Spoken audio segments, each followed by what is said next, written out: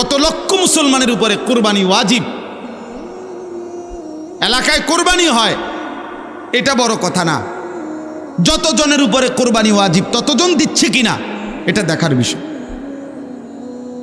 এটা দেখার বিষয়। ছেলে বিদেশ থাকে, 2 ছেলে, এক ছেলে ঢাকা শহরে থাকে, মনে করেন 3 ছেলে, বাপের জমি জামা ব্যাংক ব্যালেন্স আছে, মায়ের স্বর্ণ গহনা এবং মার কাছেও জমা টাকা আছে, তাইলে এখানে কোরবানি ওয়াজিব হইল প্রায় 5 জনের। ছেলে 3 জন, বাপ 1 জন, মা 1 জন, 3 ফুতে মিল্লা বিদেশতে টাকা পাঠাইছে, বাড়িতে আব্বার নামে বা মার নামে অথবা আব্বা মা 2 জনের নামে কোরবানি দিছে, দিয়া গোস্ত ভাগ করিয়া সবার ঘরে ঘরে বন্টন করে দিয়ে দিছে, পুত সবার ঘরে ঘরে, কোরবানি আদায় হয়ে গেছে। এটা নিয়ে কোরবানি।